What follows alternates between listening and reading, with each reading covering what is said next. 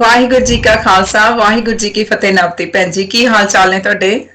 ਹਾਂਜੀ, ਬਹੁਤ ਵਧੀਆ ਤੇ ਉਮੀਦ ਕਰਦੇ ਹਾਂ ਤੁਸੀਂ ਵੀ ਠੀਕ ਠਾਕ ਹੀ ਹੋਵੋਗੇ। ਹਾਂਜੀ ਹਾਂਜੀ, ਤੇ ਬਿਲਕੁਲ। ਅੱਜ ਆਪਾਂ ਕੋਸ਼ਿਸ਼ ਕਰਾਂਗੇ ਕਿ ਜਿਹੜਾ ਇੱਕ ਨਵਾਂ ਪ੍ਰੋਗਰਾਮ ਆਪਾਂ ਸੋਚਿਆ ਸੀ, ਬੜੇ ਲੰਬੇ ਸਮੇਂ ਤੋਂ ਡਿਊ ਸੀਗਾ, ਤੇ ਹਾਂਜੀ ਇਹਦੇ ਤਹਿਤ ਆਪਾਂ ਔਰਤਾਂ ਦੇ ਬਾਰੇ, ਬੀਬੀਆਂ ਦੇ ਬਾਰੇ ਅੱਜ ਗੱਲਬਾਤ ਕਰੀਏ, ਕਿਉਂਕਿ ਅਸੀਂ ਖੁਦ ਬੀਬੀਆਂ ਤੇ ਇਸਤਰੀਆਂ ਦੀਆਂ ਔਰ ਮੁਸ਼ਕਲਾਂ ਨੂੰ ਜਿਹੜਾ ਅਸੀਂ ਬਾਖੂਬੀ ਸਮਝ ਸਕਦੇ ਹਾਂ। ਤੇ ਗੁਰੂ ਨਾਨਕ ਪਾਤਸ਼ਾਹ ਨੇ ਜਦੋਂ ਇਕੁਐਲਿਟੀ ਦੀ ਗੱਲ ਕੀਤੀ ਹੈ ਤਾਂ ਅਸੀਂ ਵੀ ਉਹਦੇ ਅੰਦਰ ਆਉਂਦੇ ਹਾਂ। ਤੇ ਕਿਉਂਕਿ ਹੋਰ ਵਧੀਆ ਵਧੀਆ ਪ੍ਰੋਗਰਾਮ ਹੋ ਰਹੇ ਨੇ, ਪਰ ਮੈਨੂੰ ਲੱਗਦਾ ਸੀ ਕਿ ਬੀਬੀਆਂ ਦੇ ਫੀਲਡ ਦੇ ਵਿੱਚ ਜਿਹੜੀ ਇਹ ਜਗ੍ਹਾ ਸਾਡੇ ਲਈ ਹਲੇ ਖਾਲੀ ਹੈ, ਤੇ ਅਸੀਂ ਹੋਰ ਭੈਣਾਂ ਨੂੰ ਵੀ ਸੱਦਾ ਦਿੰਦੇ ਹਾਂ ਕਿ ਤੁਸੀਂ ਵੀ ਸਾਡਾ ਆਉਣ ਵਾਲੇ ਸਮੇਂ 'ਚ ਸਾਥ ਦਿਓ ਤੇ ਆਪਾਂ ਰਲ ਮਿਲ ਕੇ ਇਸ ਕਾਫਲੇ ਨੂੰ ਅੱਗੇ ਤੋਰੀਏ, ਸੱਚ ਦੀ ਗੱਲ ਕਰੀਏ, ਸੱਚ ਦੀ ਵਿਚਾਰ ਕਰੀਏ, ਦਿਮਾਗ ਨੂੰ ਖੋਲਣ ਦੀ ਗੱਲ ਕਰੀਏ, ਗਿਆਨਵਾਨ ਬਣੀਏ। ਤੇ ਤੁਸੀਂ ਇਹਦੇ ਬਾਰੇ ਕੀ ਸੋਚਦੇ ਹੋ? ਹਾਂਜੀ, ਬਿਲਕੁਲ। ਸਾਡਾ ਕਾਫੀ ਦੇਰ ਦਾ ਓਵਰਡਿਊ ਹੈਗਾ ਤੇ ਅਸੀਂ ਕਾਫੀ ਡਿਸਕਸ਼ਨ ਕੀਤੀਆਂ ਹੈਗੀਆਂ ਨੇ ਇਹਨਾਂ ਚੀਜ਼ਾਂ ਤੇ ਕਿ ਇਹ ਹੋਣੀਆਂ ਚਾਹੀਦੀਆਂ। ਜਿਵੇਂ ਤੁਸੀਂ ਕਿਹਾ ਕਿ ਬੀਬੀਆਂ ਦੇ ਸਾਈਡ ਤੋਂ ਦੇਖਿਆ ਜਾਵੇ, ਇਨਪੁਟ ਜਿਹੜੀ ਹੈ ਹੋਰ ਪੈਣੀ ਚਾਹੀਦੀ ਹੈਗੀ ਆ। ਐਂਡ ਕੁਛ ਐਵੇਂ ਦਾ ਸ਼ੁਰੂ ਹੋਇਆ ਹੈਗਾ ਤੇ ਹੋਰ ਸਾਰੀਆਂ ਬੀਬੀਆਂ ਨੂੰ ਕੌਨਫੀਡੈਂਸ ਹੋਏਗਾ ਤੇ ਪਾਰਟਿਸਿਪੇਸ਼ਨ ਬੀਬੀਆਂ ਦੀ ਹੋਰ ਵਧੇਗੀ। ਬਿਲਕੁਲ। ਤੇ ਹਾਂਜੀ ਆਪਾਂ ਗੱਲ ਕਰੀਏ ਕਿ ਸਾਡੀ ਸੁਸਾਇਟੀ ਦੇ ਵਿੱਚ, ਮੈਂ ਸਪੈਸ਼ਲੀ ਜਦੋਂ ਸਿੱਖ ਕਮਿਊਨਿਟੀ ਦੀ ਗੱਲ ਕਰਾਂਗੀ, ਕਿਉਂਕਿ ਆਪਾਂ ਇਹਦੇ ਹਾਂਜੀ ਬਿਲੋਂਗ ਕਰਦੇ ਹਾਂ ਤੇ ਸਾਡੀ ਮੇਰੇ ਖਿਆਲ ਅਪਰੋਚ ਵੀ ਇੱਥੋਂ ਤੱਕ ਹੀ ਹੋਣੀ ਹੈ ਜ਼ਿਆਦਾਤਰ। ਹਾਂਜੀ ਤੇ ਇਹਦੇ 'ਚ ਬੀਬੀਆਂ ਨੂੰ ਬੇਸ਼ੱਕ ਕਿਹਾ ਜਾਂਦਾ ਹੈ ਕਿ ਇਹਨਾਂ ਲਈ ਧਰਮ ਦੇ ਖੇਤਰ 'ਚ ਜਾਂ ਸਮਾਜਿਕ ਲੈਵਲ ਤੇ ਇਹਨਾਂ ਨੂੰ ਕਿਸੇ ਤਰ੍ਹਾਂ ਦਾ ਕੋਈ ਘੱਟ ਨਹੀਂ ਸਮਝਿਆ ਜਾਂਦਾ। ਸਾਡੇ ਲਈ ਬਰਾਬਰੀ ਦਾ ਸਥਾਨ ਹੈ। ਪਰ ਜਦੋਂ ਅਸੀਂ ਪ੍ਰੈਕਟੀਕਲ ਰੂਪ ਦੇ ਵਿੱਚ ਦੇਖਦੇ ਹਾਂ ਤਾਂ ਬਹੁਤ ਘੱਟ ਪਰਸੈਂਟੇਜ ਹੈ ਜਿਹਦੇ 'ਚ ਇਹ ਲੱਗਦਾ ਹੈ ਕਿ ਇਕੁਐਲਿਟੀ ਹੈ। ਨਹੀਂ ਤਾਂ ਅਸੀਂ ਹਾਲੇ ਇਹਦੇ 'ਚ ਬਹੁਤ ਪਿੱਛੇ ਹਾਂ। ਧਾਰਮਿਕ ਖੇਤਰ 'ਚ ਵੀ ਜਦੋਂ ਦੇਖਦੇ ਹਾਂ ਤਾਂ ਅੱਜ ਤੱਕ ਬੇਸ਼ੱਕ ਤਖਤ ਨੇ ਜਿਹੜੇ, ਉਹਨਾਂ ਦੇ ਨਾਲ ਸਾਡਾ ਕੋਈ ਬਹੁਤਾ ਲੈਣਾ ਦੇਣਾ ਤਾਂ ਹੈ ਨਹੀਂ, ਪਰ ਫਿਰ ਵੀ ਜੇ ਬਣਾਏ ਗਏ ਨੇ ਤਾਂ ਉਹਦੇ 'ਚ ਵੀ ਮਰਦ ਪ੍ਰਧਾਨ ਸਮਾਜ ਹੀ ਦਿਖਾਈ ਦਿੰਦਾ ਹੈ। ਕਦੇ ਵੀ ਕਿਸੇ ਬੀਬੀ ਨੂੰ ਕਿਸੇ ਤਖਤ ਦੀ ਜਥੇਦਾਰ ਨਹੀਂ ਬਣਾਇਆ ਗਿਆ। ਪੰਜਾਂ ਪਿਆਰਿਆਂ ਦੇ ਵਿੱਚ ਕਦੇ ਬੀਬੀਆਂ ਨੂੰ ਸ਼ਾਮਲ ਨਹੀਂ ਕੀਤਾ ਜਾਂਦਾ। ਤੇ ਹੋਰ ਵੀ ਬਹੁਤ ਸਾਰੀਆਂ ਇਹੋ ਜਿਹੀਆਂ ਚੀਜ਼ਾਂ ਨੇ ਕਿ ਜਿਨ੍ਹਾਂ 'ਚ ਬੀਬੀਆਂ ਨੂੰ ਬਿਲਕੁਲ ਮਨਫੀ ਕੀਤਾ ਜਾਂਦਾ। ਮੈਂ ਤੁਹਾਨੂੰ ਇੱਕ ਗੱਲ ਦੱਸਦੀ ਹਾਂ। ਹਾਂਜੀ ਜਦੋਂ ਮੈਂ ਕਾਫੀ ਛੋਟੀ ਸੀ, ਸਕੂਲ 'ਚ ਪੜ੍ਹਦੀ ਸੀ, ਤੇ ਬਾਪੂ ਜੀ ਦੀ ਸੋਚ ਤਾਂ ਉਸੇ ਵੇਲੇ ਤੋਂ ਬੜੀ ਵਿਸ਼ਾਲ ਸੀਗੀ। ਤੇ ਬਿਲਕੁਲ। ਪਰ ਉਹਨਾਂ ਨੂੰ ਲੱਗਦਾ ਸੀ ਕਿ ਜੇ ਉਹ ਕਿਸੇ ਵੱਡੀ ਸਟੇਜ ਦੇ ਉੱਪਰ ਗੱਲ ਕਰਨਗੇ ਤਾਂ ਸ਼ਾਇਦ ਬੜਾ ਖਤਰਨਾਕ ਸਿੱਧ ਹੋਏਗਾ। ਤਾਂ ਮੈਂ ਕਿਉਂ ਨਾ ਆਪਣੀ ਧੀ ਨੂੰ, ਜੋ ਹਲੇ 8ਵੀਂ 9ਵੀਂ 'ਚ ਪੜ੍ਹਦੀ ਹੈ, ਮੈਂ ਇਹਨੂੰ ਕੁਝ ਇਹੋ ਜਿਹੀਆਂ ਚੀਜ਼ਾਂ ਦੱਸ ਕੇ ਇਹਦੇ ਤੋਂ ਸਟੇਜ ਤੇ ਵੱਡਿਆਂ ਲੋਕਾਂ ਦੇ ਸਾਹਮਣੇ ਕਹਾਵਾਂ ਤਾਂ ਸ਼ਾਇਦ ਕਿਸੇ ਤੇ ਕੋਈ ਅਸਰ ਹੋ ਸਕੇ। ਤਾਂ ਉਹਨਾਂ ਨੇ ਮੈਨੂੰ ਇੱਕ ਛੋਟਾ ਜਿਹਾ ਜਿੱਦਾਂ ਸਪੀਚ ਕਹਿ ਲਓ ਜਾਂ ਲੈਕਚਰ ਮੈਨੂੰ ਤਿਆਰ ਕਰਵਾਇਆ ਬੀਬੀਆਂ ਦੇ ਰਾਈਟਸ ਦੇ ਬਾਰੇ, ਫਰਜ਼ਾਂ ਦੇ ਬਾਰੇ। ਤੇ ਸਾਡੇ ਨੇੜੇ ਹੀ ਇੱਕ ਸ਼ਤਰਾਣਾ ਪਿੰਡ ਸੀ ਘੱਗੇ ਤੋਂ, ਹਾਂਜੀ ਉੱਥੇ ਬਹੁਤ ਵੱਡੀ ਕਾਨਫਰੰਸ ਸੀ, ਬੜੇ ਸੰਗਤ ਦੂਰੋਂ ਦੂਰੋਂ ਲੋਕੀ ਆਏ ਹੋਏ ਸੀ ਉੱਥੇ। ਉਸ ਵੇਲੇ ਦੇ ਜਥੇਦਾਰ ਸੀਗੇ ਸ਼ਵਿੰਦਰ ਸਿੰਘ ਜੀ ਤੇ ਜੋਗਿੰਦਰ ਸਿੰਘ ਜੀ, ਬਾਬਾ ਜੀ ਵੀ ਪਹੁੰਚੇ ਹੋਏ ਸੀ, ਹੋਰ ਬੜੇ ਬੜੇ ਲੀਡਰ। ਮੈਂ ਸਟੇਜ ਤੇ ਥੋੜਾ ਟਾਈਮ ਲੈ ਲਿਆ ਤੇ ਮੈਂ ਬੋਲਿਆ ਕਿ ਬੀਬੀਆਂ ਨੂੰ ਇਹ ਰਾਈਟਸ ਕਿਉਂ ਨਹੀਂ ਦਿੱਤੇ ਜਾਂਦੇ, ਸਾਨੂੰ ਸਾਰੇ ਪਾਸਿਓਂ ਪਿੱਛੇ ਕਿਉਂ ਕੀਤਾ ਗਿਆ। ਮੈਨੂੰ ਇਹਨਾਂ ਸਵਾਲਾਂ ਦੇ ਤੁਹਾਡੇ ਤੋਂ ਅੱਜ ਜਥੇਦਾਰ ਜੀ ਜਵਾਬ ਚਾਹੀਦੇ ਨੇ। ਬਹੁਤ ਪਹਿਲਾਂ ਦੀ ਗੱਲ ਹੈ ਇਹ। ਤੇ ਉਸ ਤੋਂ ਬਾਅਦ ਗਿਆਨੀ ਸ਼ਵਿੰਦਰ ਸਿੰਘ ਜੀ ਤੇ ਹੋਰ ਜਿਹੜੇ ਵੱਡੇ ਵੱਡੇ ਬੁਲਾਰੇ ਜਦੋਂ ਸਟੇਜ ਤੇ ਆਏ ਨੇ ਤਾਂ ਉਹਨਾਂ ਨੇ ਇਹੀ ਕਿਹਾ ਕਿ ਬੀਬੀਆਂ ਭੈਣਾਂ ਦੀ ਜੋ ਡਿਊਟੀ ਹੈ ਨਾ ਬਣਦੀ, ਉਹ ਸਿਰਫ ਉਹੀ ਕਰਨ, ਅੱਗੇ ਵਧਣ ਦੀ ਕੋਸ਼ਿਸ਼ ਨਾ ਕਰਨ। ਉਹਨਾਂ ਦੀ ਡਿਊਟੀ ਹੈ ਭਾਂਡੇ ਮਾਂਜਣਾ ਤੇ ਬੱਚੇ ਜੰਮਣੇ, ਤੇ ਬਸ ਇਸੇ ਤੱਕ, ਰਸੋਈ ਤੱਕ ਸੀਮਤ ਰਹਿਣ, ਬਾਕੀ ਕੰਮ ਕਰਨ ਲਈ ਅਸੀਂ ਹੈਗੇ। ਸੋ ਆਹ ਜਵਾਬ ਸੀ ਉਹਨਾਂ ਦੇ ਉਸ ਵੇਲੇ। ਮਤਲਬ ਉਹਨਾਂ ਨੂੰ ਸੱਤੀ ਕੱਪੜੀ ਅੱਗ ਲੱਗ ਗਈ ਕਿ ਨਿੱਕੀ ਜਿਹੀ ਜਿਹੜੀ ਬੇਟੀ ਹੈ ਜਾਂ ਕੁੜੀ ਹੈ, ਇਹਨੇ ਸਾਨੂੰ ਸਵਾਲ ਕਰਨ ਦੀ ਹਿੰਮਤ ਕਿਵੇਂ ਕਰ ਲਈ, ਚੈਲੰਜ ਕਰ ਰਹੀ ਹੈ ਸਾਨੂੰ। ਚੈਲੰਜ ਕਿਵੇਂ ਕਰ ਦਿੱਤਾ। ਸੋ ਦੇਖੋ ਸਾਡੀ ਸੋਚ ਬੇਸ਼ੱਕ 550 ਸਾਲ ਪਹਿਲਾਂ ਗੁਰੂ ਨਾਨਕ ਪਾਤਸ਼ਾਹ ਸੋ ਕਿਉਂ ਮੰਦਾ ਆਖੀ ਹੈ, ਜਿੱਤ ਹਾਂਜੀ ਜੰਮਿਆ ਰਾਜਾਨ ਕਹਿ ਕੇ ਬਰਾਬਰ ਦਾ ਰੁਤਬਾ ਦੇਣ ਦੀ ਗੱਲ ਕਰ ਰਹੇ ਨੇ, ਪਰ ਹਾਲੇ ਤੱਕ ਸਾਡੀ ਸੁਸਾਇਟੀ ਦੀ ਜਿਹੜੀ ਸੋਚ ਹੈ ਬਦਲ ਨਹੀਂ ਸਕੀ। ਨਹੀਂ, ਬਿਲਕੁਲ। ਦੇਖੋ, ਮਾਈਂਡਸੈਟ ਉੱਥੇ ਦਾ ਉੱਥੇ ਹੀ ਹੈ। ਠੀਕ ਹੈ, ਕੁਝ ਇੰਪਰੂਵਮੈਂਟਸ ਹੋਈਆਂ ਨੇ। ਮਾਈਂਡਸੈਟ ਉੱਥੇ ਹੈਗਾ ਤੇ ਉਹ ਫਿਕਸਡ ਮਾਈਂਡਸੈਟ ਹੋਇਆ ਹੈਗਾ ਆ ਉਹਨਾਂ ਚੀਜ਼ਾਂ ਤੇ, ਸਪੈਸ਼ਲੀ ਬੀਬੀਆਂ ਦੀ ਪੋਜੀਸ਼ਨ ਨੂੰ ਲੈ ਕੇ। ਤੇ ਬੀਬੀਆਂ ਦੇ ਵਿੱਚ ਵੀ ਅਵੇਅਰਨੈਸ ਨਹੀਂ ਹੈਗੀ, ਜਾਂ ਫਿਰ ਬਹੁਤ ਜ਼ਿਆਦਾ ਉਹਨਾਂ ਦੀ ਆਪਸ ਵਿੱਚ ਖੁੱਲ ਕੇ ਹੈ ਨਾ ਟੌਪਿਕਸ ਤੇ ਇਦਾਂ ਦੀ ਤੇ ਗੱਲ ਨਹੀਂ ਹੁੰਦੀ ਹੈਗੀ, ਤੇ ਉਹਦੇ ਕਰਕੇ ਉਹ ਅਜੇ ਰਿਸਟ੍ਰਿਕਸ਼ਨਸ ਹੈਗੀਆਂ ਨੇ। ਸੋ ਆਈ ਗੈਸ ਕਿ ਸਾਨੂੰ ਖੁੱਲ ਕੇ ਇਹਨਾਂ ਚੀਜ਼ਾਂ ਤੇ ਗੱਲ ਕਰਨੀ ਚਾਹੀਦੀ ਹੈ। ਬੀਬੀਆਂ ਤੇ ਬੱਚਿਆਂ ਤੇ ਇਮੋਸ਼ਨਸ ਤੇ ਇਹ ਸਾਰੀਆਂ ਚੀਜ਼ਾਂ ਜਿਹੜੀਆਂ ਹੈਗੀਆਂ ਨੇ ਬਹੁਤ ਇੰਪੋਰਟੈਂਟ ਪਾਰਟ ਨੇ ਸਾਡੀ ਲਾਈਫ ਦਾ। ਸੋ ਖੁੱਲ ਕੇ ਗੱਲ ਹੋਣੀ ਚਾਹੀਦੀ ਹੈ ਤਾਂ ਕਿ ਬੀਬੀਆਂ ਵਿੱਚ ਕੌਨਫੀਡੈਂਸ ਆਵੇ, ਆਪਣੇ ਸਟੈਂਡ ਲਈ ਖੜ ਸਕਣ, ਅਵੇਅਰ ਹੋਣ ਆਪਣੇ ਰਾਈਟਸ ਤੋਂ, ਹਨਾ। ਜੇ ਲੰਬਾ ਸਮਾਂ ਪਹਿਲਾਂ ਸੰਦੀਪ ਕੌਰ ਮੈਨੂੰ ਸਟੇਜ ਤੇ ਆ ਸੁਣਨਾ ਪਿਆ ਹਾਂਜੀ ਤੱਕ ਕੁਝ ਜਿਹੜੇ ਗਰਮ ਲਹੂ ਵਾਲੇ ਨੌਜਵਾਨ ਸੀ ਉਹਨਾਂ ਨੂੰ ਮੇਰਾ ਪਿੱਛਾ ਕਰਨ ਦੇ ਲਈ ਮਤਲਬ ਕਿ ਉਹਨਾਂ ਨੂੰ ਭੇਜਿਆ ਗਿਆ ਕਿ ਪਤਾ ਕਰੋ ਇਹ ਕੁੜੀ ਹੈ ਕੌਣ, ਕਿੱਥੋਂ ਆਈ ਹੈ। ਮਤਲਬ ਮੈਂ ਤਾਂ ਹਲੇ ਨਿਆਣੀ ਸੀ, ਨਹੀਂ ਪਤਾ। ਘੱਗਾ ਜੀ ਤੇ ਉਹਨਾਂ ਦੇ ਨਾਲ ਜਦੋਂ ਇੱਕ ਦੋ ਹੋਰ ਸਿੰਘ ਸੀ, ਉਹਨਾਂ ਨੇ ਫਟਾਫਟ ਮੈਨੂੰ ਜੀਪ 'ਚ ਜਿੱਦਾਂ ਬਿਠਾਇਆ, ਜਿਹੜਾ ਕੋਈ ਵਹੀਕਲ ਸੀ ਸਾਡੇ ਕੋਲ, ਤੇ ਮੈਨੂੰ ਉੱਥੋਂ ਦੜਾ ਲਿਆ। ਕਹਿੰਦੇ ਵੀ ਉਹ ਪਿੱਛੇ ਪੈ ਗਏ, ਹੁਣ ਕੁਝ ਵੀ ਹੋ ਸਕਦਾ ਆ। ਮਤਲਬ ਉਦੋਂ ਤੋਂ ਇਹ ਗੁੰਡਾਗਰਦੀ ਚੱਲਦੀ ਆ ਰਹੀ ਹੈ, ਇਹ ਅੱਜ ਨਹੀਂ ਹੋਈ। ਜਿਹੜਾ ਵੀ ਕੋਈ ਸੱਚ ਦੀ ਗੱਲ ਕਰਦਾ ਹੈ, ਕੋਈ ਚੰਗੀ ਗੱਲ ਕਰਦਾ ਹੈ, ਕੋਈ ਸਵਾਲ ਕਰਨ ਦੀ ਹਿੰਮਤ ਕਰਦਾ ਹੈ, ਉਹਦੇ ਨਾਲ ਇਹ ਜਿਹਾ ਸਲੂਕ ਹੈ ਜਿਹੜਾ ਜੋ ਸਾਡੇ ਧਰਮ ਦੇ ਵਿੱਚ, ਸਾਡੀ ਸੁਸਾਇਟੀ 'ਚ ਬਿਲਕੁਲ ਵੀ ਹੋਣਾ ਨਹੀਂ ਚਾਹੀਦਾ, ਉਹ ਕੀਤਾ ਜਾਂਦਾ। ਤੇ ਅੱਜ ਵੀ ਜਦੋਂ ਆਪਾਂ ਧਰਮ ਸਿੰਘ ਨਿਹੰਗ ਜਾਂ ਹੋਰ ਇਹੋ ਜਿਹੇ ਜਿਹੜੇ ਚੰਗੇ ਨਾਮੀ ਲੋਕ ਨੇ ਜਿਨ੍ਹਾਂ ਨੂੰ ਅਸੀਂ ਵਧੀਆ ਦੇਖਣ ਨੂੰ ਸਿੱਖ ਸਮਝਦੇ ਹਾਂ, ਤੇ ਉਹਨਾਂ ਵੱਲੋਂ ਵੀ ਇਹੀ ਕਿਹਾ ਜਾਂਦਾ ਕਿ ਬੀਬੀਆਂ ਦਾ ਕੀ ਕੰਮ ਬਾਈ ਗੁਰਦੁਆਰੇ, ਬੀਬੀਆਂ ਦਾ ਕੀ ਕੰਮ ਹੈ ਬਾਹਰ ਦੇ ਕਿਸੇ ਕੰਮ ਕਰਨ 'ਚ ਜਾਣਾ। ਤੇ ਉਹਨਾਂ ਦਾ ਤਾਂ ਫਰਜ਼ ਇਹੀ ਹੈ ਉਹਨਾਂ ਨੂੰ ਕਿ ਆਪਣੇ ਬੰਦਿਆਂ ਤੋਂ, ਆਪਣੇ ਭਰਾਵਾਂ ਤੋਂ, ਕਿਸੇ ਤੋਂ ਵੀ ਉਹ ਧਰਮ ਦੀਆਂ ਗੱਲਾਂ ਸੁਣ ਲਿਆ ਕਰਨ। ਤੇ ਬਰਾਬਰ ਬਰੂਬਰ ਦਾ ਰੁਤਬਾ ਕੋਈ ਨਹੀਂ, ਉਹਨਾਂ ਦਾ ਕੰਮ ਤਾਂ ਬੱਚੇ ਜੰਮਣਾ, ਭਾਂਡੇ ਮਾਂਜਣਾ, ਘਰ ਦੇ ਕੰਮਕਾਰ ਕਰਨਾ ਹੀ ਹੈ ਭਾਈ, ਉਹ ਕੰਮ ਕਰੋ। ਸੋ ਹਾਲੇ ਤੱਕ ਵੀ ਉਹ ਸੋਚ ਹੋਈ ਹੈ। ਤੇ ਉਹਨਾਂ ਦੇ ਨਾਲ ਬੜੇ ਪੜ੍ਹੇ ਲਿਖੇ ਜਿਹੜੇ ਸਿਆਣੇ ਨੌਜਵਾਨ ਜੇ ਜੁੜ ਰਹੇ ਨੇ, ਤਾਂ ਤੁਸੀਂ ਆਪ ਸੋਚੋ ਜਦੋਂ ਉਹਨਾਂ ਦਾ ਵਿਆਹ ਹੋਏਗਾ ਜਾਂ ਉਹਨਾਂ ਦੇ ਘਰ ਦੇ ਵਿੱਚ ਬੱਚੀਆਂ ਨੇ ਜਾਂ ਮਾਂ ਹੈ, ਭੈਣ ਹੈ, ਉਹ ਕਿਹੋ ਜਿਹਾ ਰੁਤਬਾ ਦੇਣਗੇ? ਕੀ ਉਹ ਅਸੀਂ ਉਹਨਾਂ ਤੋਂ ਬਰਾਬਰੀ ਦੀ ਆਸ ਰੱਖ ਸਕਦੇ ਹਾਂ?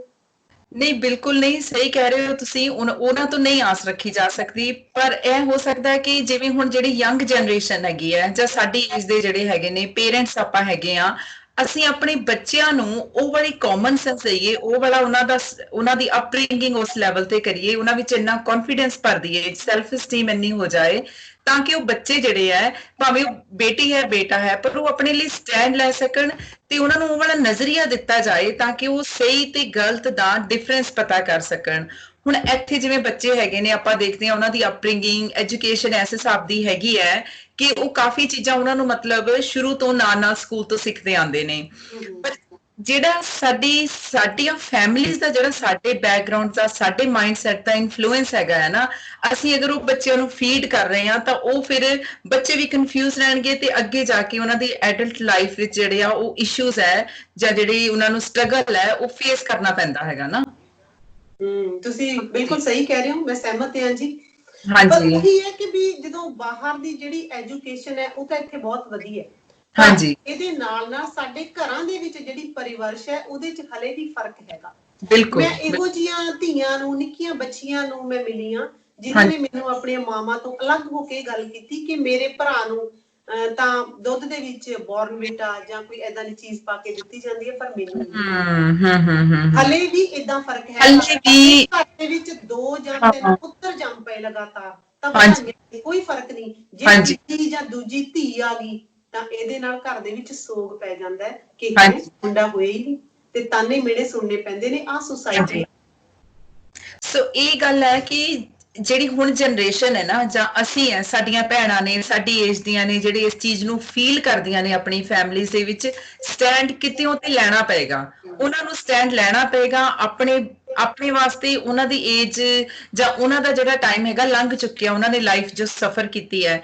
ਪਰ ਹੁਣ ਸਟੈਂਡ ਇਸ ਚੀਜ਼ ਤੇ ਲੈਣਾ ਪਏਗਾ ਕਿ ਜੋ ਚੀਜ਼ ਚੋਂ ਅਸੀਂ ਲੰਘੇ ਆ, ਅਸੀਂ ਨਹੀਂ ਚਾਹੁੰਦੇ ਸਾਡੀਆਂ ਬੱਚੀਆਂ ਉਹ ਚੀਜ਼ ਫੇਸ ਕਰਨ। ਤਾਂ ਕਰਕੇ ਸਾਨੂੰ ਉਹ ਜਿਹੜਾ ਕੌਨਫੀਡੈਂਸ ਭਰਨਾ ਨਾ ਆਪਣੇ ਬੱਚਿਆਂ ਦੇ ਵਿੱਚ, ਟਾਈਮ ਸਪੈਂਡ ਕਰਨਾ, ਉਹਨਾਂ ਨਾਲ ਓਪਨ ਅਪ ਹੋਣਾ ਬਹੁਤ ਜ਼ਰੂਰੀ ਹੈ। ਮੈਨੂੰ ਲੱਗਦਾ ਹੈ, ਇੱਕ ਮੈਂ ਤੁਹਾਡੀ ਗੱਲ ਨੂੰ ਅੱਗੇ ਵਧਾਉਂਦੀ ਹੋਈ ਕਹਿਣਾ ਚਾਹਾਂਗੀ ਕਿ ਬੱਚੀਆਂ ਦੇ ਨਾਲੋਂ ਵੀ ਸਾਨੂੰ ਬੱਚਿਆਂ ਨੂੰ, ਭਾਵ ਪੁੱਤਰਾਂ ਨੂੰ ਐਜੂਕੇਟ ਕਰਨਾ ਜ਼ਿਆਦਾ ਜ਼ਰੂਰੀ ਹੈ। ਬੱਚੀਆਂ ਨੂੰ ਤਾਂ ਅਸੀਂ ਕਰੀ ਜਾ ਰਹੇ ਹਾਂ, ਬਹੁਤ ਸਾਰੇ ਉਹਨਾਂ ਨੂੰ ਮਿਹਨਤ ਸਿਖਾਉਂਦੇ ਹਾਂ, ਘਰ ਦੇ ਵਿੱਚ ਐ ਰਹਿਣਾ ਹੈ, ਵੱਡਿਆਂ ਦੀ ਏਦਾਂ ਲੁੱਕ ਆਫਟਰ ਕਰਨੀ ਹੈ, ਤੂੰ ਸਾਰੇ ਘਰ ਜਾਏਂਗੀ, ਉੱਥੇ ਤੇਰੀਆਂ ਡਿਊਟੀਜ਼ ਹੋਣਗੀਆਂ। ਪਰ ਮੈਨੂੰ ਲੱਗਦਾ ਹੈ ਅਸੀਂ ਪੁੱਤਰਾਂ ਨੂੰ ਉਸ ਤਰੀਕੇ ਨਾਲ ਐਜੂਕੇਟ ਨਹੀਂ ਕੀਤਾ ਜਿਹਦੇ ਕਰਕੇ ਉਹ ਨਾ ਆਪਣੀ ਮਾਤਾ ਦੀ ਰਿਸਪੈਕਟ ਕਰਦੇ ਨੇ, ਨਾ ਆਪਣੀ ਭੈਣ ਦੀ, ਨਾ ਪਤਨੀ ਦੀ। ਭਾਵੇਂ ਬੇਸ਼ੱਕ ਘਰ ਦੇ ਵਿੱਚ ਹੋਊਗੀ, ਪਰ ਆਲੇ ਦੁਆਲੇ ਸੁਸਾਇਟੀ ਦੇ ਵਿੱਚ ਵੀ ਤਾਂ ਉਸ ਏਜ ਦੀਆਂ ਮਾਵਾਂ, ਭੈਣਾਂ, ਧੀਆਂ ਆਲੇ ਦੁਆਲੇ ਵਿਚਰਦੀਆਂ ਨੇ ਨਾ, ਤੇ ਉਹਨਾਂ ਦੇ ਨਾਲ ਉਹਨਾਂ ਦਾ ਜੋ ਸਲੂਕ ਹੈ ਉਹਨੂੰ ਦੇਖ ਕੇ ਲੱਗਦਾ ਹੈ ਕਿ ਕਿਤੇ ਨਾ ਕਿਤੇ ਜਿਹੜੀ ਪਰਿਵਰਸ਼ ਹੈ ਉਹਦੇ 'ਚ ਕਮੀ ਜ਼ਰੂਰ ਹੈ, ਜਿਹਨੂੰ ਪੂਰਾ ਕਰਨ ਦੇ ਲਈ ਸਾਨੂੰ ਅੱਜ ਤੋਂ ਹੀ ਤਤਪਰ ਹੋਣਾ ਪੈਣਾ ਆ। ਨਹੀਂ ਤਾਂ ਇਹਦਾ ਜਿਹੜਾ ਜੋ ਵੀ ਜਿਹੜਾ ਸਿੱਟਾ ਆ ਰਿਜ਼ਲਟ ਹੈ ਉਹ ਸਾਨੂੰ ਭੁਗਤਣ ਲਈ ਤਿਆਰ ਹੋਣਾ ਪਏਗਾ। ਹਾਂਜੀ ਬਿਲਕੁਲ ਸਹੀ ਕਿਹਾ ਹੈਗਾ ਤੁਸੀਂ। ਇਹ ਹੁਣ ਸਾਡੀਆਂ ਭੈਣਾਂ ਨੂੰ, ਸਾਡੀਆਂ ਬੀਬੀਆਂ ਨੂੰ, ਸਾਡੀਆਂ ਮਾਤਾਵਾਂ ਨੂੰ ਹੀ ਹੰਭਲਾ ਮਾਰਨਾ ਪਏਗਾ ਇਸ ਚੀਜ਼ ਵਾਸਤੇ ਕਿ ਅਸੀਂ ਆਪਣੇ ਬੱਚਿਆਂ ਨੂੰ ਕਿਹੋ ਜਿਹੀ ਪਰਵਰਿਸ਼ ਦੇਣੀ ਹੈਗੀ ਹੈ। ਸੰਦੀਪ ਕੌਰ ਬਿਲਕੁਲ ਸਹੀ।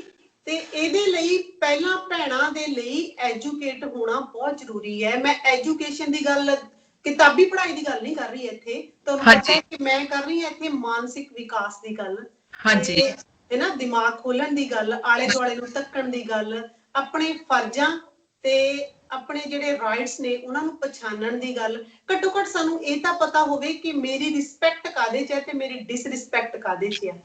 ਸਾਨੂੰ ਕਈ ਵਾਰੀ ਇਹ ਨਹੀਂ ਪਤਾ ਲੱਗਦਾ ਕਿ ਸਾਡੇ ਜਿਹੜੇ ਪੁੱਤਰ ਨੇ ਕਦੋਂ ਉਹਨਾਂ ਦੇ ਮੂੰਹੋਂ ਮਾਵਾਂ, ਭੈਣਾਂ ਤੇ ਧੀਆਂ ਦੀਆਂ ਗਾਲਾਂ ਨਿਕਲਣ ਲੱਗ ਪੈਂਦੀਆਂ ਨੇ ਤੇ ਅਸੀਂ ਉਹਨਾਂ ਨੂੰ ਸੁਣਨ ਦੇ ਆਦੀ ਹੋ ਜਾਂਦੇ ਆ।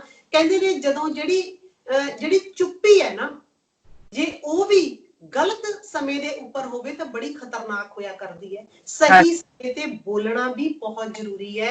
ਜਦੋਂ ਛੋਟੇ ਛੋਟੇ ਬੱਚੇ ਆਪਣੇ ਪਿਓਆਂ ਨੂੰ ਜਾਂ ਚਾਚਿਆਂ ਤਾਇਆਂ ਨੂੰ ਜਾਂ ਆਲੇ ਦੁਆਲੇ ਨੂੰ ਦੇਖ ਕੇ ਗਾਲਾਂ ਕੱਢਣੀਆਂ ਸ਼ੁਰੂ ਕਰ ਦਿੰਦੇ ਨੇ ਤਾਂ ਉੱਥੇ ਹੀ ਮਾਂ ਦੀ, ਭੈਣ ਦੀ ਜਾਂ ਧੀ ਦੀ ਜਿਹੜੀ ਡਿਸਰਿਸਪੈਕਟ ਹੈ, ਜਿਹੜੀ ਬੇਇੱਜ਼ਤੀ ਹੈ ਜਾਂ ਸੁਸਾਇਟੀ ਦੇ ਵਿੱਚ ਉਹਨੂੰ ਦੋਇਮ ਦਰਜੇ ਦਾ ਨਾਗਰਿਕ ਸਮਝਣ ਦੀ ਗੱਲ ਹੈ, ਉਹ ਸ਼ੁਰੂ ਹੋ ਜਾਂਦੀ ਹੈ। ਤੇ ਸਾਨੂੰ ਉੱਥੇ ਹੀ ਸਟਾਪ ਲਾਉਣਾ ਚਾਹੀਦਾ ਆ ਕਿ ਨਹੀਂ ਬੇਟਾ, ਏਦਾਂ ਨਹੀਂ, ਆਪਣੀ ਲੈਂਗੁਏਜ ਤੇ ਕੰਮ ਕਰੋ, ਹੈ ਨਾ।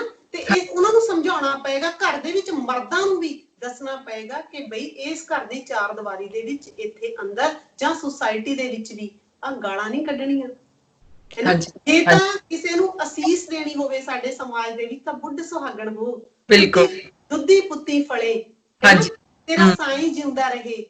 ਪਰ ਜਦੋਂ ਗਾਲਾਂ ਕੱਢਣੀਆਂ ਨੇ, ਬੇਇੱਜ਼ਤੀ ਕਰਨੀ ਹੈ ਤਾਂ ਮਾਮਾ ਭੈਣਾਂ ਦੀਆਂ, ਮਤਲਬ ਜਿਹੜੀਆਂ ਅਸੀਸਾਂ ਨੇ ਉਹ ਸਾਰੀਆਂ ਕਿਹਨੂੰ ਮਿਲਣੀਆਂ ਨੇ? ਮਰਦ ਨੂੰ। ਤੇ ਜਦੋਂ ਬੇਇੱਜ਼ਤੀ ਹੋ ਰਹੀ ਹੈ ਤਾਂ ਉਹ ਔਰਤ ਦੀ, ਕਿਉਂਕਿ ਔਰਤ ਦੇ ਰਾਹੀਂ ਵੀ ਇੱਜ਼ਤ ਮਰਦ ਦੀ ਵਧਾਈ ਜਾਂਦੀ ਹੈ। ਇਸ ਚੀਜ਼ਾਂ ਨੂੰ ਅਸੀਂ ਦੇਖੀਏ, ਸਮਝੀਏ। ਬੇਸ਼ੱਕ ਇਹ ਬਹੁਤ ਕਈ ਵਾਰੀ ਸਾਡੇ ਅੱਖੋਂ ਪਰੋਖੇ ਹੋ ਜਾਂਦੀਆਂ ਨੇ, ਸਾਨੂੰ ਲੱਗਦਾ ਇਹ ਕੁਛ ਵੀ ਨਹੀਂ ਹੈ, ਕਿਉਂਕਿ ਸਦੀਆਂ ਤੋਂ ਇਹੀ ਚੱਲੇ ਆ ਰਿਹਾ ਹੈ। ਔਰਤ ਤਾਂ ਵੇਸ਼ਿਆ ਹੈ, ਔਰਤ ਤਾਂ ਨਾਗਣ ਹੈ, ਬਾਗਣ ਹੈ, ਪੈਰ ਦੀ ਜੁੱਤੀ ਹੈ। ਪਰ ਕਦੀ ਕਿਸੇ ਮਰਦ ਨੇ ਇਹ ਨਹੀਂ ਸੋਚਿਆ, ਕਦੀ ਕਿਸੇ ਸਾਡੇ ਵੀਰ ਨੇ, ਬਜ਼ੁਰਗ ਨੇ, ਕਿ ਮੈਂ ਵੀ ਇਸ ਜਿਹੜੀ ਜਿਹਨੂੰ ਮੈਂ ਪੈਰ ਦੀ ਜੁੱਤੀ ਕਹਿ ਰਿਹਾ ਜਾਂ ਵਗਿਆੜੀ ਕਹਿ ਰਿਹਾ ਨਾ, ਮੈਂ ਵੀ ਇਸ ਦੀ ਕੁੱਖੋਂ ਹੀ ਜਨਮ ਲਿਆ, ਇਹਦੇ ਜੀਨਸ ਦੇ ਰਾਹੀਂ ਹੀ ਮੈਂ ਵੱਡਾ ਹੋਇਆ, ਇਹ ਮਤਲਬ ਜੰਮਿਆ ਹੈਗਾ, ਇਹਦਾ ਦੁੱਧ ਪੀ ਕੇ ਪਲਿਆ, ਤਾਂ ਮੈਂ ਕੀ ਹੋਇਆ ਪਿਆ, ਮੇਰਾ ਉਹਦਾ ਕੀ ਹੈ। ਇਹਨਾਂ ਚੀਜ਼ਾਂ ਨੂੰ ਸਮਝਣਾ ਪਏਗਾ। ਤੇ ਦੂਜੀ ਗੱਲ ਇਹ, ਹੁਣ ਅੱਜ ਕੱਲ ਤਾਂ ਸਾਇੰਸ ਨੇ ਇਹ ਚੀਜ਼ ਸਿੱਧ ਕਰ ਦਿੱਤੀ ਹੈ ਕਿ ਜਿਹੜੀ ਲੜਕੀ ਹੈ ਜਾਂ ਲੜਕਾ, ਇਹਦੇ ਬਰਥ ਦਾ ਜਿਹੜਾ ਸਾਰਾ ਜਿਹੜਾ ਦਾਰੋ ਮਦਾਰ ਹੈ ਉਹ ਮਰਦ ਉੱਤੇ ਡਿਪੈਂਡ ਕਰਦਾ ਹੈ। ਔਰਤ ਸਮਝੋ ਇੱਕ ਜ਼ਮੀਨ ਆ, ਬੀਜ ਪਾਉਂਗੇ ਉਹ ਜੀ ਉਹਦਾ ਫਲ ਮਿਲੇਗਾ। ਪਰ ਹਾਲੇ ਤੱਕ ਸਾਡੀਆਂ ਬਹੁਤ ਸਾਰੀਆਂ ਪੇਂਡੂ ਖੇਤਰ ਦੇ ਜਿਹੜੇ ਬੀਬੀਆਂ ਨੇ ਉਹਨਾਂ ਨੂੰ ਇਹਦੇ ਬਾਰੇ ਨਹੀਂ ਪਤਾ। ਇਸ ਕਰਕੇ ਪੁੱਤਰ ਜਾਂ ਧੀ ਦੇ ਜਨਮ ਦੇ ਉੱਪਰ ਵੀ ਉਸੇ ਨੂੰ ਜ਼ਿੰਮੇਵਾਰ ਠਹਿਰਾਇਆ ਜਾਂਦਾ ਹੈ। ਦੂਜਾ ਤੀਜਾ ਵਿਆਹ ਕਰਵਾਇਆ ਜਾਂਦਾ ਹੈ, ਉਹਨੂੰ ਕਈ ਵਾਰੀ ਘਰੋਂ ਵੀ ਕੱਢਿਆ ਜਾਂਦਾ ਹੈ, ਜਾਂ ਸਾਰੀ ਉਮਰ ਉਹਨੂੰ ਵਿਚਾਰੀ ਨੂੰ ਨੀਵੀਂ ਪਾ ਕੇ ਰਹਿਣਾ ਪੈਂਦਾ, ਕਿਉਂਕਿ ਇਹਨੇ ਤਾਂ ਪੱਥਰਾਂ ਨੂੰ ਜਨਮ ਦਿੱਤਾ ਹੈ। ਤਾਂ ਇਹਦੇ ਲਈ ਵੀ ਸਾਨੂੰ ਆਵਾਜ਼ ਉਠਾਉਣੀ ਪਏਗੀ ਕਿ ਨਹੀਂ, ਇਹਦੇ 'ਚ ਮੇਰੀ ਜ਼ਿੰਮੇਵਾਰੀ ਨਹੀਂ, ਤੂੰ ਬਰਾਬਰ ਦਾ, ਜਦੋਂ ਕਿ ਵੱਧ ਹੈ। ਬਿਲਕੁਲ। ਸੋ ਮੇਰਾ ਖਿਆਲ ਹੈ ਕਿਤੋਂ ਨਾ ਕਿਤੋਂ ਸਾਨੂੰ ਘਰਾਂ 'ਚ ਸ਼ੁਰੂਆਤ ਕਰਨੀ ਪਈ। ਸਾਡੇ ਬੱਚਿਆਂ ਨੂੰ, ਪੁੱਤਰਾਂ ਨੂੰ ਸਿਖਾਉਣਾ ਪਏਗਾ ਕਿ ਦੇਖ, ਜਿਹੋ ਜਿਹਾ ਘਰ ਦੇ ਵਿੱਚ ਤੇਰਾ ਰੁਤਬਾ ਹੈ ਉਹੋ ਜਿਹੀ ਤੇਰੀ ਭੈਣ ਦਾ ਆ। ਹੈ ਨਾ। ਜੇ ਬੱਚਾ ਦੇਖੇਗਾ ਨਾ ਘਰ ਦੇ ਵਿੱਚ ਕਿ ਉਹਦਾ ਪਿਤਾ ਮਾਂ ਦੀ ਇੱਜ਼ਤ ਕਰ ਰਿਹਾ ਹੈ, ਉਹਦੀ ਭੈਣ ਨੂੰ ਵੀ ਉਹਦੇ ਬਰਾਬਰ ਹੀ ਸਮਝ ਰਿਹਾ ਹੈ, ਤਾਂ ਉਹ ਜਿਹੜਾ ਪੁੱਤਰ ਹੈ ਸੁਤੇ ਸਿੱਧ, ਉਹਦੇ ਸੁਭਾਅ ਦੇ ਵਿੱਚ ਇਹ ਚੀਜ਼ ਸ਼ਾਮਲ ਹੋ ਜਾਏਗੀ ਕਿ ਮੈਂ ਵੀ ਇਸੇ ਤਰੀਕੇ ਦੇ ਨਾਲ ਔਰਤਾਂ ਦੀ, ਬੀਬੀਆਂ ਦੀ ਇੱਜ਼ਤ ਕਰਨੀ ਹੈ।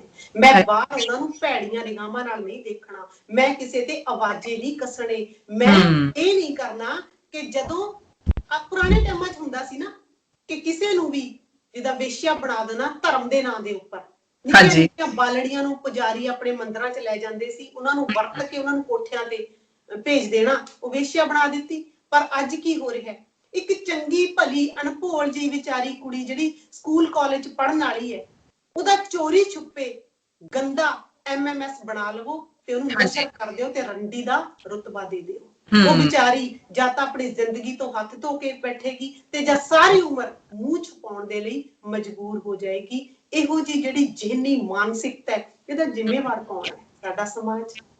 ਬਿਲਕੁਲ, ਕਿਉਂਕਿ ਸਾਡਾ ਸਮਾਜ ਅਜੇ ਵੀ, ਜਿਵੇਂ ਤੁਸੀਂ ਕੰਪੈਰੀਜ਼ਨ ਕੀਤਾ ਹੈਗਾ ਕਿ ਪੁਰਾਣੇ ਜ਼ਮਾਨੇ ਵਿੱਚ ਇਹ ਕਰਦੇ ਸੀ ਤੇ ਹੁਣ ਇਹ ਚੀਜ਼ ਹੋ ਰਹੀ ਹੈ, ਸੋ ਅਜੇ ਤੱਕ ਵੀ ਟਾਰਗੇਟ ਵਿਮਨਸ ਨੂੰ ਕੀਤਾ ਜਾ ਰਿਹਾ ਹੈ, ਕਿਉਂਕਿ ਮੈਨ ਓਰੀਐਂਟਡ ਸੁਸਾਇਟੀ ਹੈਗੀ ਹੈ। ਸੋ ਤਰੀਕੇ ਬਦਲ ਗਏ ਨੇ, ਪਰ ਅਜੇ ਤੱਕ ਵੀ ਜਿਵੇਂ ਤੁਸੀਂ ਕਹਿ ਰਹੇ ਹੋ MMS ਬਣਾ ਦਿੰਦੇ ਨੇ, ਜਾਂ ਹੋਰ ਕਿਸੇ ਤਰ੍ਹਾਂ ਦਾ ਦਬਾਅ ਪੈ ਰਿਹਾ, ਜਾਂ ਖਾਣ ਪੀਣ ਦੀਆਂ ਚੀਜ਼ਾਂ ਤੇ ਲੈ ਲਓ ਕਿ ਉਹ ਮਤਲਬ ਡਿਫਰੈਂਸ਼ੀਏਟ ਉੱਤੇ ਕਰਦੇ ਹੈਗੇ ਨੇ ਬੱਚੇ ਦੇ ਨਾਲ, ਹੈ ਨਾ। ਤੇ ਉਹ ਮਤਲਬ ਬੱਚਿਆਂ ਨੂੰ ਹੀ, ਜਿਵੇਂ ਬੇਟੇ ਨੂੰ ਤੇ ਬੇਟੀ ਨੂੰ ਅਗਰ ਅਸੀਂ ਆਪਣੇ ਘਰ ਵਿੱਚ, ਆਪਣੀ ਫੈਮਿਲੀ ਦੇ ਵਿੱਚ ਇਕੁਅਲ ਟਰੀਟ ਕਰਾਂਗੇ, ਉਹ ਆਟੋਮੈਟਿਕਲੀ ਫੀਡ ਹੋਏਗਾ ਉਹਨਾਂ ਦੇ ਮਾਈਂਡ ਦੇ ਵਿੱਚ, ਉਸੇ ਮਾਹੌਲ ਵਿੱਚ ਵੱਡੇ ਹੋਣਗੇ। ਉਹਨਾਂ ਨੂੰ ਨਹੀਂ ਫਿਰ ਕੋਈ ਮਤਲਬ ਆਪਣੇ ਪਿੱਛੇ ਲਗਾ ਸਕਦਾ ਹੈਗਾ ਉਸ ਬੇਟੇ ਨੂੰ, ਤੁਹਾਡੇ ਨੂੰ, ਕਿਉਂਕਿ ਉਹ ਉਸ ਚੀਜ਼ ਦੇ ਵਿੱਚ ਉਸ ਚੀਜ਼ ਦੇ ਵਿੱਚ ਭਰਿਆ ਹੋਇਆ ਹੈਗਾ। ਹਾਂਜੀ ਹਾਂਜੀ। ਤੋ ਮੇਰਾ ਖਿਆਲ ਇਹੀ ਹੈ ਕਿ ਮਾਵਾਂ ਦੀ ਜਿਹੜੀ ਜ਼ਿੰਮੇਵਾਰੀ ਹੈ ਨਾ, ਇਹਦੇ ਚ ਬਹੁਤ ਵੱਧ ਜਾਂਦੀ ਹੈ। ਅਸੀਂ ਖੁਦ ਪੜ੍ਹਨ ਦੀ ਆਦਤ ਪਾਈਏ, ਕੁਝ ਨਵਾਂ ਸਿੱਖਣ ਦੀ ਆਦਤ ਪਾਈਏ, ਦੁਨੀਆ ਨੂੰ ਇੱਕ ਵੱਖਰੇ ਨਜ਼ਰੀਏ ਦੇ ਨਾਲ ਦੇਖਣ ਦੀ ਆਦਤ ਪਾਈਏ, ਗੁਰਬਾਣੀ ਨੂੰ ਸਮਝ ਕੇ ਵਿਚਾਰ ਕੇ ਜ਼ਿੰਦਗੀ ਚ ਢਾਲਣ ਦੀ ਗੱਲ ਕਰੀਏ। ਗਿਣਤੀ ਦੇ ਪਾਠ ਬਹੁਤ ਕਰ ਲਏ, ਬੜੀਆਂ ਇਕੋਤਰੀਆਂ ਚਕੋਤਰੀਆਂ ਚਲਾ ਲਈਆਂ, ਹੁਣ ਇੱਕ ਨਵੇਂ ਨਜ਼ਰੀਏ ਦੇ ਨਾਲ ਗੁਰਬਾਣੀ ਨੂੰ ਪੜ੍ਹੀਏ, ਸਮਝੀਏ, ਤਾਂ ਸਾਡੇ ਚ ਵਿਕਾਸ ਹੋ ਸਕੇਗਾ। ਮਾਨਸਿਕ ਵਿਕਾਸ ਦੀ ਗੱਲ ਹੈ, ਸਰੀਰਕ ਵਿਕਾਸ ਤਾਂ ਸਾਡਾ ਬਥੇਰਾ ਹੋ ਗਿਆ। ਅਸੀਂ ਬਹੁਤ ਸੋਹਣੇ ਸੋਹਣੇ ਘਰਾਂ ਚ ਰਹਿੰਦੇ ਆ, ਬੜਾ ਡਿਵੈਲਪ ਹੋਏ ਆ, ਡਿਵੈਲਪ ਹੋਏ ਆ, ਬਿਲਕੁਲ। ਹਾਂਜੀ ਹਾਂਜੀ। ਦੇ ਨਾਲ ਜ਼ਰੂਰੀ ਹੈ ਕਿ ਅਸੀਂ ਆਪਣੇ ਦਿਮਾਗ ਨੂੰ ਖੋਲੀਏ, ਘਰਾਂ ਦੇ ਵਿੱਚ ਇੱਕ ਅਜਿਹੀ ਜਿਹੜੀ ਸੋਚ ਹੈ ਉਹ ਲੈ ਕੇ ਆਈਏ, ਜਿਹਦੇ ਚ ਇੱਕ ਦੂਜੇ ਦਾ ਸਤਿਕਾਰ ਹੋਵੇ, ਆਦਰ ਹੋਵੇ, ਮਰਦ ਤੇ ਔਰਤ ਦੀ ਸਰੀਰਕ ਰੂਪ ਦੇ ਵਿੱਚ ਗੱਲ ਨਾ ਹੋਵੇ, ਬਲਕਿ ਇੱਕ ਇਨਸਾਨੀਅਤ ਹੋਵੇ, ਤਾਂ ਕਿ ਉਹ ਘਰ ਪਰਿਵਾਰ ਸੁਖੀ ਹੋ ਸਕਦੇ ਨੇ, ਜਿੱਥੇ ਨਾ ਪੁੱਤਰ ਧੀ ਚ ਫਰਕ ਕੀਤਾ ਜਾਏਗਾ, ਨਾ ਪਤੀ ਪਤਨੀ ਦੇ ਵਿੱਚ। ਔਰਤ ਹੈ ਜਿਹੜੀ, ਉਹ ਸਮਾਜ ਦੀ ਉਸਰਈਆ ਆ, ਬਿਲਕੁਲ, ਉਹ ਕੋਈ ਇੱਕ ਟੀਚਰ ਹੈ ਸੁਸਾਇਟੀ ਦੀ।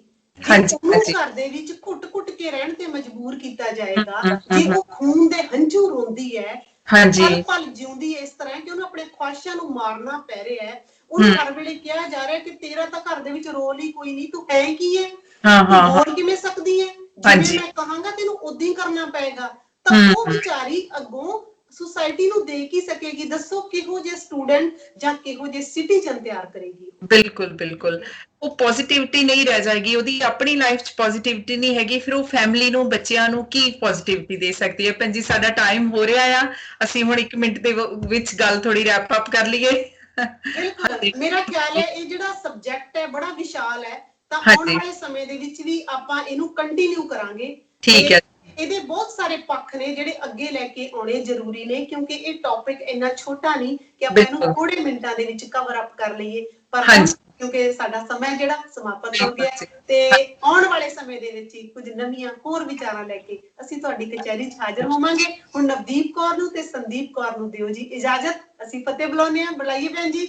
ਹਾਂਜੀ, ਵਾਹਿਗੁਰੂ ਜੀ ਕਾ ਖਾਲਸਾ, ਵਾਹਿਗੁਰੂ ਜੀ ਕੀ ਫਤਿਹ।